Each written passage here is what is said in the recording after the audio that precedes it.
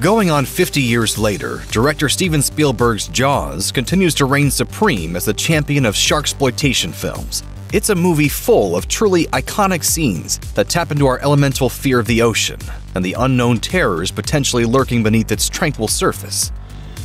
You know the thing about a shark? He's got lifeless eyes, black eyes, like a doll's eyes. Out of the many unsettling moments in the film, there may be none more terrifying than when lovable oceanographer Matt Hooper decides to bring the fight directly to the great white shark by entering the water in a, theoretically, shark-proof metal cage.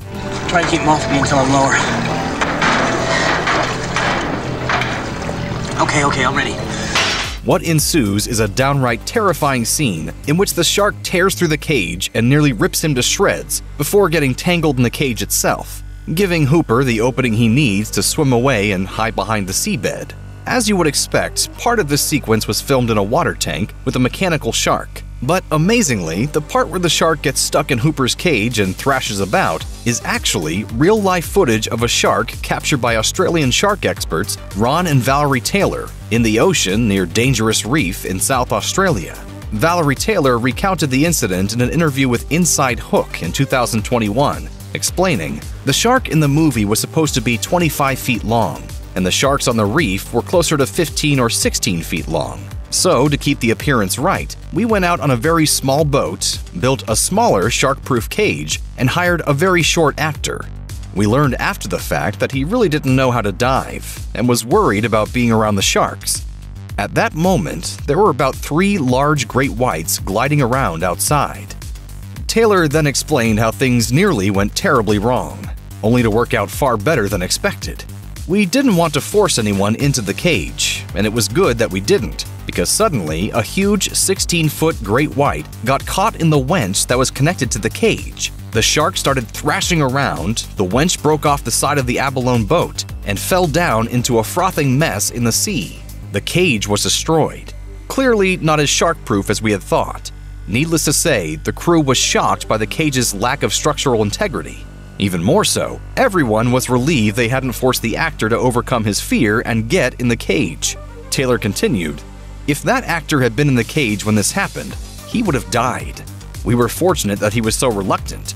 We were even more fortunate that Ron was already in the water and filming. I had run across the boat to grab our other camera and started filming from above as well. It was some of the most incredible shark footage anyone had ever seen, so of course the studio was happy." Spielberg was equally pleased with the footage and wanted to include it in the finished movie.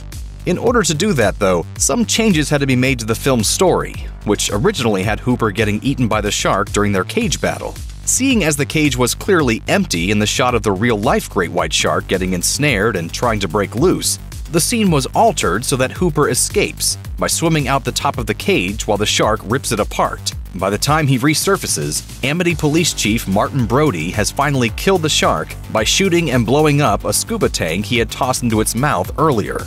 Smile, you son of a...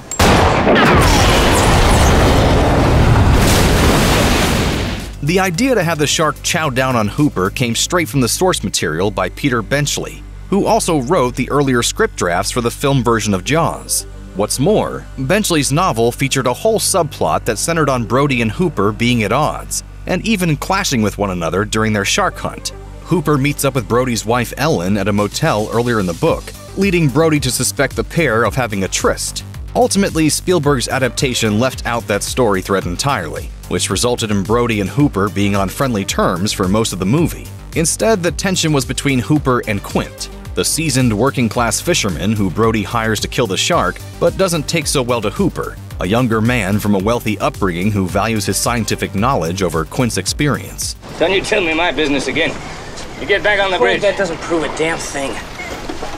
Well, it proves one thing, Mr. Hooper. It proves that you wealthy college boys don't have the education enough to admit when you're wrong. Naturally, Hooper's cage fight with the shark in Jaws has begun to show its age over time. If you study it closely, it's fairly easy to tell which shots depict a real great white shark and which ones feature a mechanical shark. Even so, it remains a skillfully constructed sequence that still hits hard to this day.